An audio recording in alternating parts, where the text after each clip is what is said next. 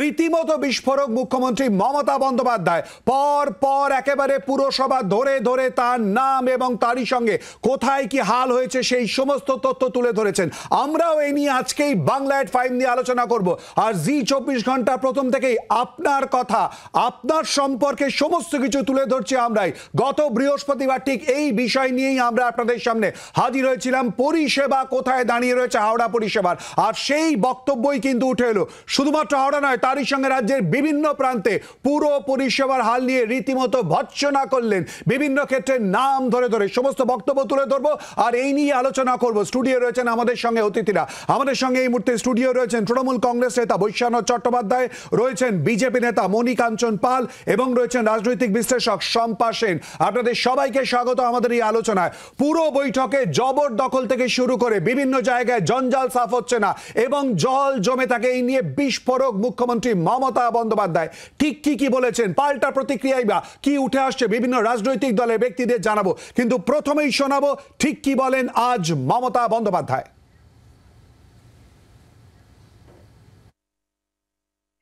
জঞ্জালের VAT নিয়মিত পরিষ্কার হয় না, রাস্তায় ময়লা চলে আসে ভ্যাট থেকে।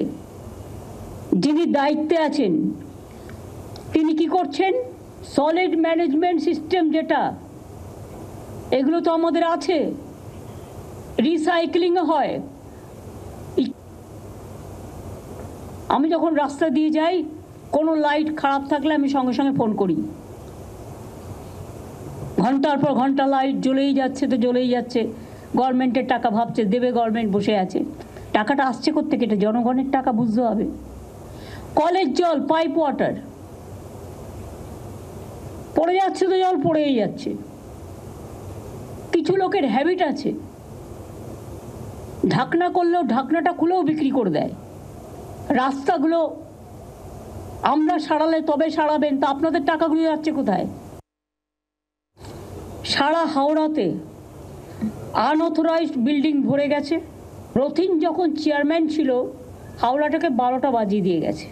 নমিনেটেড বোর্ড মেম্বার বা কখনো কমিশনার, হাওড়া মিউনিসিপ্যালিটি কমিশনার তো আছে, অফিসিয়াল এক্সিকিউটিভ তো আছে, ডিএম আছে, এসপি আছে, আইসিরা আছেন, 4 জন এমএলএ আছেন, অরূপ মিনিস্টার আছেন। সরু রাস্তাও 3টে-4টে করে ফ্লোর করা হচ্ছে।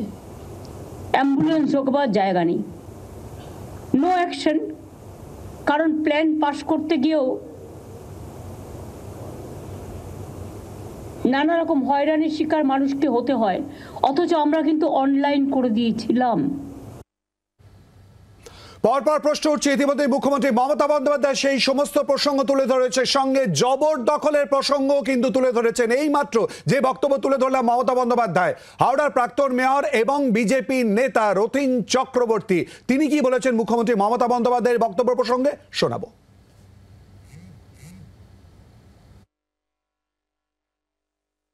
আমার মনে হয় মাননীয় মুখ্যমন্ত্রী উনি কোনো কিছু খবর না রেখেই বলেন যে প্রদীপের তলায় কি আছে উনি ভালো করে জানেন না। ওনার যে জায়গাটায় রয়েছেন, ওনার ওখানেতে ওনারই আশীর্বাদ জন্য বহু নেতা যারা রয়েছেন তারাই অ্যাকচুয়ালি এইসব আনঅথরাইজড বিল্ডিং এর সঙ্গেই যুক্ত। যতটা সম্ভব আমি ব্যক্তিগতভাবে সেটাকে আটকাবার চেষ্টা করেছিলাম এবং সেটার জন্যই বোধহয় এখনো এত বেশি মনের মধ্যে অস্থিরতা রয়েছে না, এবং আমি থাকলে বোধহয় সম্পূর্ণটাই আটকাতে পারতাম। সেটাই হয়তো ওনার অসুবিধার কারণ মনে হয়েছে। যাই হোক, সেটা এখন আমি চলে আসার পর থেকে 4000 বিল্ডিং তৈরি হয়েছে, সেটা ওনার অবগতির জন্য আমি এটা জানালাম। আনঅথরাইজড বিল্ডিং থেকে শুরু করে নানান বিষয় কিন্তু এই বৈঠকের সামনে স্বয়ং মুখ্যমন্ত্রী মমতা বন্দ্যোপাধ্যায় নিয়ে এসেছেন। আর এই সমস্ত কিছু নিয়ে আমরা আলোচনা করব আমাদের অতিথিদের সঙ্গে। সঙ্গে আমাদের প্রতিনিধিরা থাকবে, আরও তথ্য আপনাদের সামনে তুলে ধরবে এবং তারই সঙ্গে লোকসভা ভোটের ফলাফল, পুরসভা ভিত্তিক বিভিন্ন জায়গায় রাজ্যের বিভিন্ন প্রান্তে এবং কলকাতার এই সমস্ত কিছু নিয়ে আলোচনা করব। একটা বিরতির পর চোখ রাখুন জি 24 ঘন্টায়। কলকাতা ফুটবলের কুর্সি কার দখলে? 3 প্রধান নাকি নতুন কোন ডার্ক হর্স? 3 মাসের জমজমাট ফুটবল যুদ্ধ, বাঙালির ফুটবল আবেগ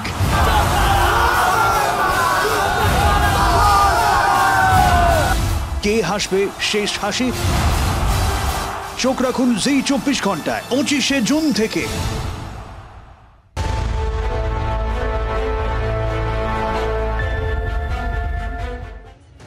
বিরতির পর আবার আপনাদের স্বাগত। বাংলা এট 5-এ রীতিমতো ক্ষোভ উগরে দিলেন মুখ্যমন্ত্রী মমতা বন্দ্যোপাধ্যায়। পুরো পরিষেবা নিয়ে আর এই পুরো বিষয় নিয়ে আমরা আলোচনা করছি। স্টুডিও অতিথিরা রয়েছে, সরাসরি চলে যাবে এই মুহূর্তে নবান্নে রয়েছে আমাদের প্রতিনিধি সুতপা সেন। সুতপা, আমরা দেখলাম মুখ্যমন্ত্রী রীতিমতো ক্ষোভ উগরে দিলেন আজকে পুরো পরিষেবা নিয়ে, আর কি বললেন তিনি?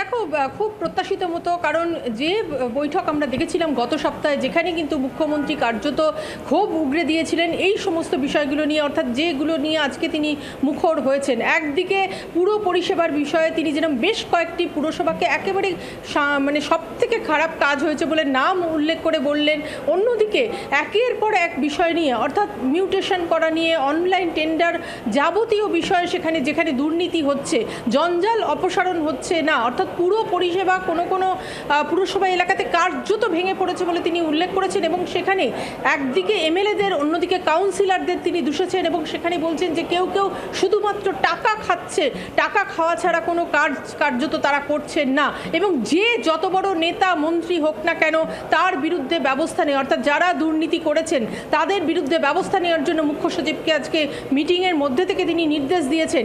একাধিক কমিটি গঠন করে দেওয়া হয়েছে আমরা দেখতে পেলাম। একদিকে উত্তরবঙ্গে ফুলবাড়ি, ডাবগ্রাম, যেখানে ল্যান্ড মাফিয়ারা রয়েছে তাদের জমি দখল করে নিচ্ছে, সেই জমি তাদের থেকে যেরকমভাবে ফিরিয়ে নেওয়ার নির্দেশ দিলেন। একই সঙ্গে তদন্ত করা হচ্ছে, রাজ্যের অর্থ সচিব মনোজ পান্ত তিনি তদন্ত করছেন, সেই তদন্ত রিপোর্ট এসছে কিনা সেটাও তিনি জানতে চেয়েছেন এবং তাদের বিরুদ্ধে ব্যবস্থা নেওয়া হবে এমনটাও কিন্তু তিনি বলেছেন, অর্থাৎ অ্যারেস্ট করা হবে, জমিও ফিরিয়ে নেওয়া হবে।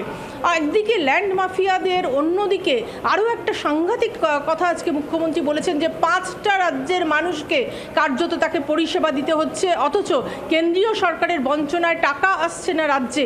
এই 5টা পার্শ্ববর্তী রাজ্য থেকে মানুষ আসছেন, তারা এসে চিকিৎসা করছেন বিনা পয়সা, অর্থাৎ আমাদের রাজ্যে বিনা পয়সায় চিকিৎসা, বিনা পয়সায় রেশন, যে সুবিধাগুলো রয়েছে রাজ্যে সেই সুবিধাগুলো তারা ভোগ করছেন। এবং সেখানে তার বক্তব্য হচ্ছে যে তারা আসুন, চিকিৎসা করুন, আপত্তি নেই, কিন্তু পয়সা দিয়ে করুন। রাজ্যের মানুষের জন্য যে সুবিধা দেওয়া হচ্ছে সেটা ভিন রাজ্যের মানুষ এসে নিয়ে চলে যাচ্ছেন, সেই সুবিধা এই টাকা দেয়া তার পক্ষে আর সম্ভব নয়, পরিষ্কারভাবে জানিয়ে দিলেন মুখ্যমন্ত্রী। অন্যদিকে আইডেন্টিটি, বাংলার আইডেন্টিটি নষ্ট হয়ে যাচ্ছে, বাইরে থেকে লোকজন আসছে, জমি কিনে নিচ্ছে এবং কিছু আধিকারিক, কিছু কাউন্সিলর বা কিছু এমএলএ তারাই কিন্তু পলিটিশিয়ান, তারা কিন্তু টাকার বিনিময়ে জমি বিক্রি করে দিচ্ছে বলে গুরুতর অভিযোগ করলেন মুখ্যমন্ত্রী, এবং তার ফলে বাংলার আইডেন্টিটি নষ্ট হয়ে যাচ্ছে। অত্যন্ত গুরুত্বপূর্ণ দিক তুমি আমাদের সামনে তুলে ধরছো। আর কি বললেন মুখ্যমন্ত্রী, আর এই পুরো বিষয় নিয়ে সমস্ত তথ্য আপনাদের সামনে আমরা তুলে ধরবো বাংলা এট 5-এ ছোট্ট একটা বিরতির পর। চোখ রাখুন জি24 ঘন্টায়। কলকাতা ফুটবলের কুর্সি কার দখলে?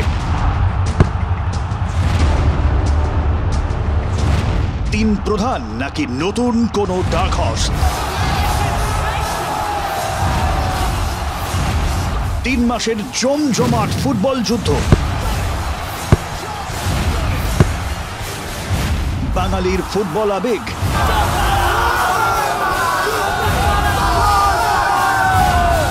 কে হাসবে শেষ হাসি? চোখ রাখুন জি24 ঘন্টায় 25শে জুন থেকে।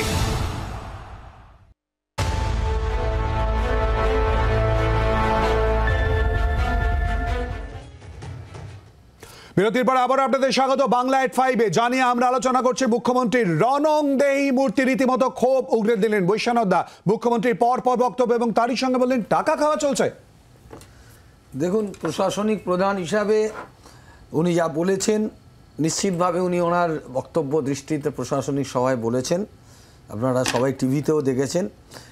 এটা তো ঘটনা যে সরকারি জমি কেউ জবরদখল করতে পারে না বেআইনিভাবে। এটা সরকারের জমি, পাবলিকের জমি, সরকার পাবলিকের জন্যই, জনগণের হলে জনগণের জন্যই সরকার। সেখানে কিন্তু যেখানে কেউ বসে পড়বে, সেখানে ঘরবাড়ি তৈরি করবে, সেখানে তা দখল করবে, সেই জমিকে বেআইনিভাবে কেউ ব্যবহার করবে, হস্তান্তর করবে, এটা তো সঠিকভাবেই উনি অ্যাড্রেস করেছেন এবং সেটাকে বলেছেন। একটুখানি আটকাচ্ছি, সুজিত বসুর নাম করে মুখ্যমন্ত্রী মমতা বন্দ্যোপাধ্যায় ঠিক কি বলেছেন শোনাবো। এগুলো অনেক হয়েছে, আর করবেন না প্লিজ।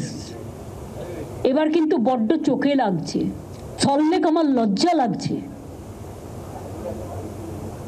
রাজারহাটেও শুরু হয়েছে এনক্রোচমেন্ট, সল্টলেকেও ইচ্ছা মতো সুজিত বোস লোক বসাচ্ছে কম্পিটিশন করে। কেন কেন বাইরের লোক বসবে? এআরডি অফিসের অপোজিটে নিজেরাই লজ্জা পাবেন। এর জন্য কত দিতে হয়েছে?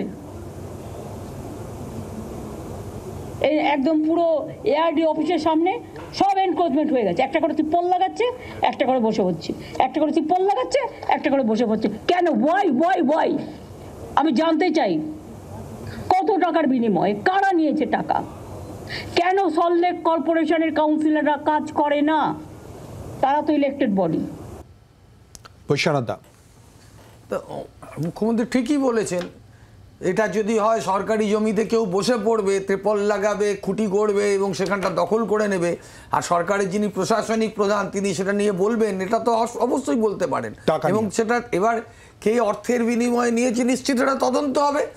আমরা জীবনে কেউ বেআইনি করবে সেই বেআইনি কাজকে সমর্থন করবো এরকম রাজনীতিবিদ আমি নয়। একটুখানি আটকাচ্ছি, সাংবাদিক আমাদের সঙ্গে রয়েছেন। সাংবাদিক, বৈশ্বনাথদার বক্তব্য, মুখ্যমন্ত্রী তো ক্ষোভ উগরে দিয়েছেন। বৈশ্বনাথদার বক্তব্য, এরকম রাজনীতিবিদ আমরা নই, টাকা নিয়ে এরকম কাজ, এই প্রসঙ্গ নিয়ে কি বলবেন? দেখুন, আমি নিজে সল্টলেকের বাসিন্দা, আজ থেকে প্রায় 25-30 বছর হয়ে গেল। ফলে সল্টলেকের যে অন্তত বিষয়টি অত্যন্ত গুরুত্বের সঙ্গেই আমার মনে হয়েছে যে দেখা উচিত।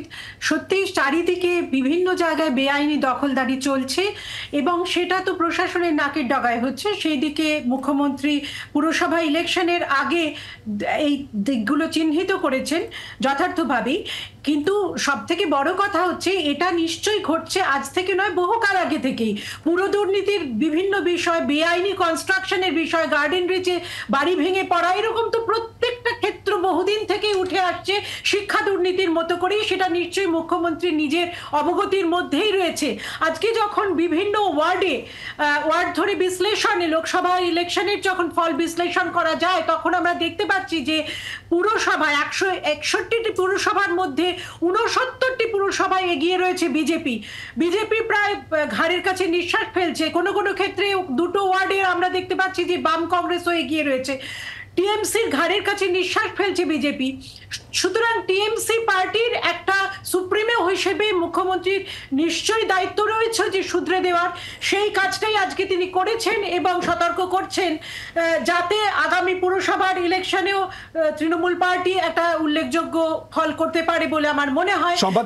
সম্বাদী আসবো অবশ্যই করে, মনিকাঞ্চনের প্রতিক্রিয়া নেব, কিন্তু তার আগে ফুড স্টল নিয়ে মমতা বন্দ্যোপাধ্যায় আরো কি বলেছেন শোনাবো। তো বলেছি যে হকাররা আছে তারা আমাদের ভাই বোন, এর থেকে বেশি যেন আর না বাড়ে। হাতিবাগানটা কখনো তাকিয়ে দেখেছেন কি অবস্থা? গড়িয়াহাটে আপনারা স্টল দিয়েছেন, ভালো কথা, কিন্তু স্টলের পেছনটা আবার কিন্তু তিপ্পল লাগিয়েছে কালো লাল। সেই জন্য এমন কিছু সিস্টেম করতে হবে যাতে ওটা দেখতে ভালো লাগে। ওয়েবেলের কাজ দিয়ে দেখলাম কত দোকান বসে গেছে, সব আউটসাইডার, কিনে খাচ্ছে, বাড়ির সামনে পাচ্ছে, এটা ভালো, কিন্তু দেখতে কি ভালো লাগছে? ডার্টি করে রেখে দিয়েছে জায়গাটা। কেন একটা খাওয়ার জন্য একটা নতুন জোন করছেন না আপনারা? মনিকাঞ্চন, দেখুন, প্রশাসনিক প্রধান না বিরোধী দলনেতা কিছু বোঝা গেল না প্রেস কনফারেন্স দেখে। আমরা এর আগেও দেখেছি, বলেছি কুণাল চোর মদন চোর, আজকে কুণাল কোথায় মদন কোথায় আমরা সবাই জানি। উনি বলছেন চুরি করেছে টিকিট দেবেন না। বৈশ্বনাথদা দীর্ঘদিনের, একদম প্রথম থেকে তৃণমূল কংগ্রেসে রয়েছেন, দীর্ঘদিনের কাউন্সিলর, তিনি এখানে ভাববাচ্চে নয় কর্মবাচ্চে জবাব দিক। নয়নজলির কিলোমিটার বন্ধ বুঝিয়ে দেওয়া হলো, সেখানে পার্কিং করে সুজিত বসু টাকা ইনকাম করছে। দল কি পদক্ষেপ গ্রহণ করেছে? এয়ারপোর্ট থেকে আমরা যদি দক্ষিণেশ্বরের দিকে যাই, বেলঘরিয়া এক্সপ্রেসের দুদিকে এনক্রোচমেন্ট হয়, ভাঙা হয় আবার হয়, ভাঙা হয় আবার হয়। কে টাকাগুলো খায়? জবাব দিতে হবে, অ্যাকশন চাই। এখানে বসে বসে মিষ্টি কথা বললাম, আর কারণ হচ্ছে এই কারণে যে দলের ক্যাপ্টেন সেই মমতা ব্যানার্জির ভবানীপুর বিধানসভার 8টা ওয়ার্ডের মধ্যে 5টা ওয়ার্ড তৃণমূল কংগ্রেস হেরে গিয়েছে। আজকে তার জন্য ঘুম উড়েছে। আরে এই উত্তরবঙ্গ তো গেছে বিজেপির কাছে, দক্ষিণবঙ্গটা ভরসা। দক্ষিণবঙ্গটাও যদি চলে যায় তাহলে তো দোকানপাট সব বন্ধ করতে হবে। এই দোকানপাট বন্ধ করার জন্য দিদির এখন রাতের ঘুম কেড়ে উঠে গেছে। আর এই কারণেই আজকে এই মিষ্টি কথা। আমাদের বিষয় হচ্ছে যে আপনারা প্রায় 15 বছর উনি তো কড়া ধমক দিলেন, উনি তো কড়া ধমক দিলেন। উনি বলছেন পুলিশ টাকা তুলছে, পুলিশ মন্ত্রী, উনি বস, উনি বলছেন পুলিশ টাকা তুলছে। আরে করবে কে? অ্যাকশনটা কে করবে? বিরোধী দলনেতা। কিন্তু উনি তো পদক্ষেপ গ্রহণ করার জন্য ইতিমধ্যে নির্দেশ দিয়েছেন, দখলদার সহ বিভিন্ন বিষয় নিয়ে ইতিমধ্যে তিনি তো পরপর নির্দেশ দিলেন। 15 বছরের একটা হিসেব দেখান, যারা টাকা চুরি করেছে, দখল করেছে আইনজীবীর টাকা, তাদের বিরুদ্ধে কোনো শাস্তিযোগ্য। বৈশ্বনাথ দা আসলে বিজেপি না মানে হেরে যাওয়ার পরে না পাগলামো আরম্ভ করেছে। ওনার কথা শুনে একটু পাগল পাগল আমার মনে হচ্ছে। উনি 15 বছর বলছেন সরকারে এসছি আমরা 2011-তে, 26 নিয়ে অদ্ভুত কথা। বৈশ্বনাথ দা 10 সেকেন্ড আমি সময় নেব আপনার থেকে। 144টা ওয়ার্ডে কলকাতা পুরসভার মধ্যে লোকসভার ওয়ার্ড ভিত্তিক ফলাফলে যদি আমরা দেখি, তৃণমূল কংগ্রেস এগিয়ে রয়েছে 95টি ওয়ার্ডে, বিজেপি এগিয়ে রয়েছে 47টি ওয়ার্ডে, বাম কংগ্রেস জোট এগিয়ে রয়েছে 2টি ওয়ার্ডে। বৈশ্বনাথ দা 2019-এর ফলাফল যদি আপনি দেখেন, আমি 2024 বললাম, আমি 2019-এও কিন্তু কয়েকটা ওয়ার্ডে ওরকম এগিয়েছিল। 2021-এর ফলাফলটা পাশে ফেলে দেখুন, সেই ওয়ার্ড সবকটাই আবার তৃণমূল জিতেছে। 161টি পুরসভা রাজ্যে, তার মধ্যে 69টায় এগিয়ে রয়েছে বিজেপি 2024-এর লোকসভা নির্বাচনের ফলাফলের পরিপ্রেক্ষিতে। আমি আপনাকে তো ওইটাই রিপিট করছি, নির্বাচনের লোকসভা নির্বাচনের প্রেক্ষিত ফলাফলের সাথে বিধানসভা নির্বাচন, পৌরসভা নির্বাচন মেলালে। মণিকাঞ্চনের প্রশ্ন, কি ব্যবস্থা গ্রহণ করা হয়েছে? মণিকাঞ্চন তো খালি কি ব্যবস্থা, ওনারা বলুন না, ওনারা কেন্দ্রের সরকারের তারা কি কি ব্যবস্থা নিয়েছে? এখানে তো বলা হচ্ছে এখানে আমরা ট্রান্সপারেন্ট বলে আমাদের প্রশাসনিক বৈঠক। আপনি দীর্ঘদিন প্রশাসনিক দায়িত্বে রয়েছেন, প্রশাসনিক দীর্ঘদিন দলের দায়িত্বে রয়েছে। একটু আগে মুখ্যমন্ত্রী বলেন যে পজিটিভ মাইন্ডসেট নিয়ে ভাবতে হবে। আরো ভারতবর্ষের আরেকটা রাজনৈতিক দল বা সরকারকে দেখান যে কোন প্রশাসনিক সভা এইভাবে ট্রান্সপারেন্সি লোক দেখানো এই দেখুন এবার কথা ঘুরিয়ে দিচ্ছে। আরে হিম্মত জনপ্রতিনিধি এগুলো হিম্মত সত্যি এগুলো নাটক আছে, এগুলো নাটক। এরা হবে না, আপনারা হেরে গেছেন, আগেও করেছেন, চেঁচাবেন না। প্রেস কনফারেন্স করেননি, উনি কিন্তু প্রশাসনিক বৈঠক করছিলেন এবং সেই বৈঠক থেকে যে বক্তব্যগুলো উঠে আসে সেগুলি আপনাদের সামনে তুলে ধরছে। একটু আটকাচ্ছি প্লিজ। টেন্ডার নিয়ে মমতা বন্দ্যোপাধ্যায় ঠিক কি বলেছেন শোনাবো। ইচ্ছে মতো টেন্ডার করছেন নিজেরা, তার থেকে কতটা খাচ্ছেন আমি জানি না। কেউ খাচ্ছেন, কেউ খাচ্ছেন না, নিশ্চয়ই দিয়ে টিয়ে খাচ্ছেন। গ্যাং আপ হয়ে গেছে। আমি সরি, আমাকে এই কথাগুলো বলতে হচ্ছে, আমি এর জন্য মোটেই খুশি নই, আমি দুঃখিত। বৈশ্বনাথ দা বারবার কিন্তু এই প্রসঙ্গ মুখ্যমন্ত্রী নিজে বলছেন যে টাকা খাওয়ার প্রসঙ্গ। দেখুন মুখ্যমন্ত্রী যেটা বলছেন, উনি একটা প্রশাসনিক প্রধান হিসাবে উনি ওনার বক্তব্য নিশ্চয়ই বলছেন যারা কোনো রকমভাবে করাপশনের সঙ্গে যুক্ত থাকবে তাদের বিরুদ্ধে আইনের ব্যবস্থা নেওয়া হবে। এখানে কাউকে ছেড়ে কথা বলা হবে না। আমি কলকাতা পৌরসভায় 2005 সাল থেকে আজকে 2024 আমি কাউন্সিলর আছি, পৌরসভার মেয়র পরিষদ বা বড় কমিটির চেয়ারম্যান ছিলাম। আমরা এই ধরনের কাজকে কোনো সময় সমর্থন করি না। কেউ যদি কোনো আনডিউ অ্যাডভান্টেজ নিয়ে থাকে বা যে কোনো গ্র্যাটিটিউড বা কোনো নিজেরা বেনিফিট নিয়ে থাকে, তাহলে তাকে আইন অনুযায়ী তার বিরুদ্ধে ব্যবস্থা নেওয়া হবে। কথা কি বলে দিয়েছেন মুখ্যমন্ত্রী? সম্পাদী আইন অনুযায়ী ব্যবস্থা নেওয়া হবে ইতিমধ্যে বৈশ্বনাথ দা বলছেন এবং মুখ্যমন্ত্রী ইতিমধ্যেই পর নির্দেশ দিয়েছেন। আমরা দেখতে পাচ্ছি যে পশ্চিমবঙ্গে বিগত কয়েক বছর ধরে দুর্নীতি হচ্ছে মূল ইস্যু। দুর্নীতি সেটা শিক্ষাক্ষেত্র থেকে শুরু করে প্রত্যেকটি ক্ষেত্রে একে এমনভাবে ছড়িয়ে গেছে যে সেটা একটা সামাজিক স্তরে একটা ঘুণ ধরে গেছে মনে হয়, এবং কোথাও কোনো নীতি নৈতিকতার স্থান নেই। সেক্ষেত্রে দলের যারা যুক্ত আছেন দুর্নীতির সঙ্গে, তৃণমূলের সুপ্রিমো যিনি, তিনি সবটাই পরিষ্কারভাবে জানেন এবং তিনি দলটাকে এইভাবে কন্ট্রোল করেন। তিনি যদি এই দিকটাকে চিহ্নিত করে সেখানে ড্যামেজ কন্ট্রোল করার চেষ্টা করেন বা সত্যি সত্যি যদি পশ্চিমবঙ্গবাসী যাদের নির্বাচিত করেছে তাদের মধ্যে দিয়ে একটা স্বচ্ছ প্রশাসন দেখতে পায়, তাহলে তো যেটা পশ্চিমবঙ্গবাসীর কাছে খুব ভালো কথা। একটু আটকাচ্ছি, পশ্চিমবঙ্গবাসী অর্থাৎ সাধারণ মানুষের প্রতিক্রিয়া ইতিমধ্যে আমরা পেয়েছি। দক্ষিণবঙ্গের ক্ষেত্রে একটু আটকাচ্ছি প্লিজ। আসানসোলের মানুষ তারা কি বলছেন, অপরদিকে উত্তরবঙ্গের ক্ষেত্রে মালদার মানুষ তারাই বা কি বলছেন, কি চাইছেন, তারা একটুখানি শোনাবো। দু একটা বাড়িতে খালি প্লাস্টিক পাইপ পাল্টেছে, লোহার পাইপ পাল্টে বলে তাদের একটু একটু জল আসছে, তাদের সে আগের মতো প্রেশার নেই। কিন্তু আমাদের বাকি এই লাইনে 6-7টা বাড়িতে এক ফোঁটা জল নেই। পাইপটাকে চেঞ্জ করেছে নিজেদের পয়সা দিয়ে। কর্পোরেশন করে দেয় না, কর্পোরেশন করে দেয়নি, আমরা পয়সা দিয়ে করিয়েছি। আর ওইটা থেকেই মানে পাড়ার লোক জল পায়। কতগুলো বাড়ি জল নিচ্ছে? প্রায় 2-3 সবাই, এটা সবাই এক বালতি করে সবাই পায়।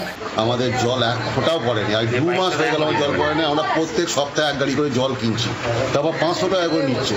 আমাদের আসানসোলের পরিষেবা এখন মোটেই ভালো না, কারণ কিনা আসানসোলে যে পরিমাণে টোটো এবং অটো দৌরাত্ম্য চলছে এখানে সবকিছু আমাকে করতে হয়। পৌরসভার ঝাঁটও দেয় না আমার এলাকাতে।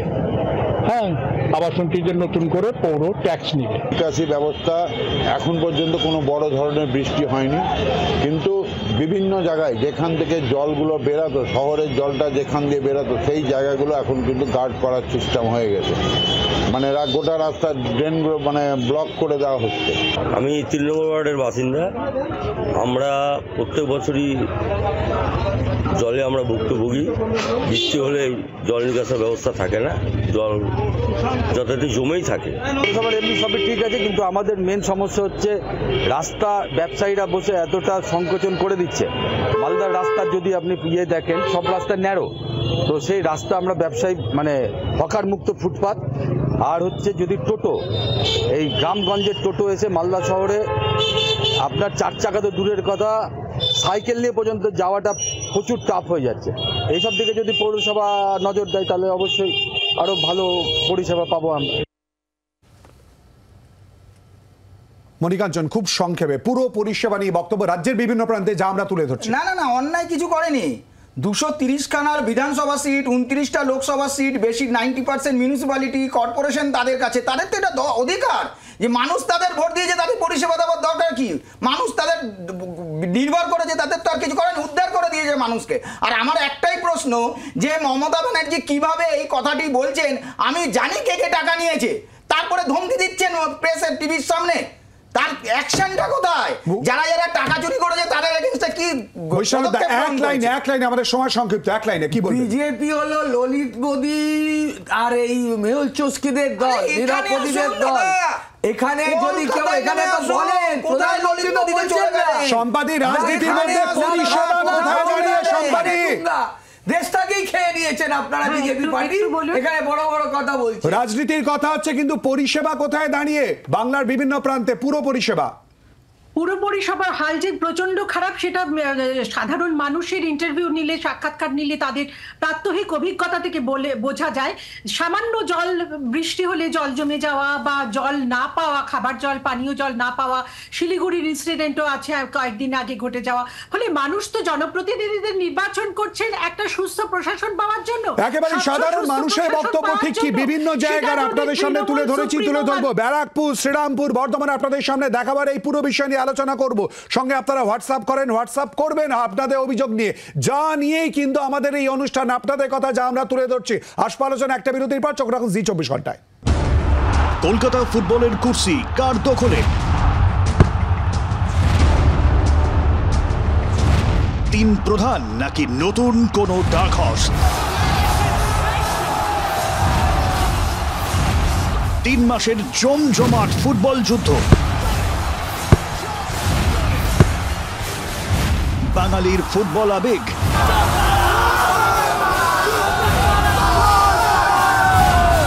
কে হাসবে শেষ হাসি?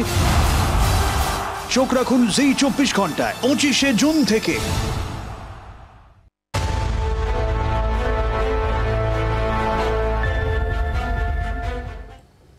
বিরতির পর আবার আপনাদের স্বাগত বাংলা এট 5-এ। খুব সংক্ষেপে প্রতিক্রিয়া নেব। সম্পাদী, মুখ্যমন্ত্রীর নির্দেশ, এবার কি মনে হচ্ছে পরিস্থিতির বদল?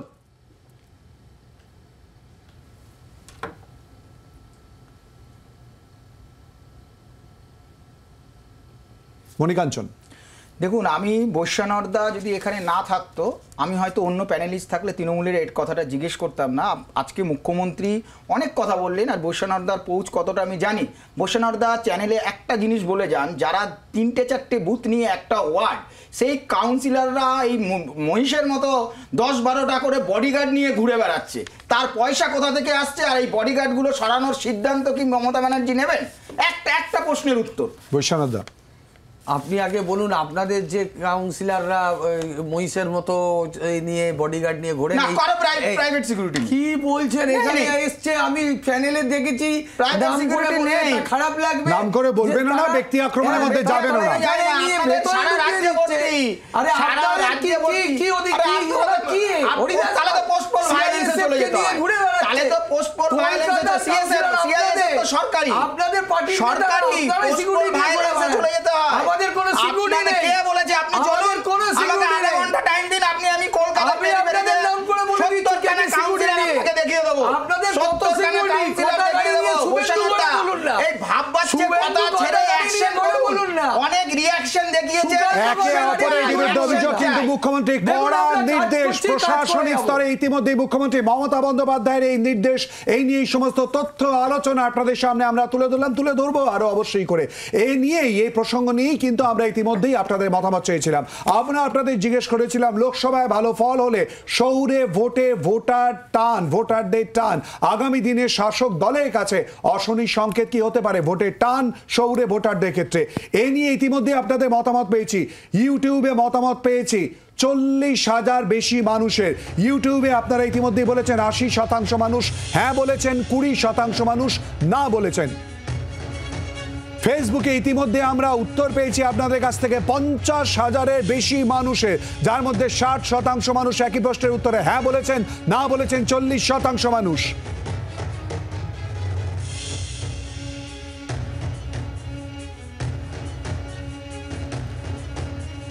এক্স হ্যান্ডলে একই প্রসঙ্গের উত্তরে 70% মানুষ হ্যাঁ বলেছেন, 30% মানুষ না বলেছেন।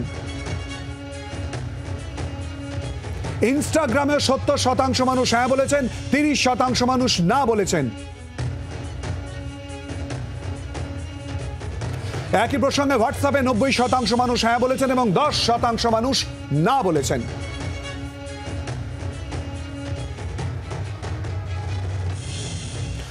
আমরা এই পুরো বিষয় নিয়ে আলোচনা করছিলাম। আমাদের সমস্ত অতিথিদের ধন্যবাদ আমাদের সঙ্গে আলোচনায় অংশগ্রহণ করার জন্য। বাংলা এট 5 আজকের মতো এ পর্যন্তই, নিচ্ছে একটা বিরতি। আরো অন্যান্য খবরের জন্য চোখ রাখুন জি 24 ঘন্টায়। বাংলার আওয়াজ, বাঙালির আবেগ, জি 24 ঘন্টা।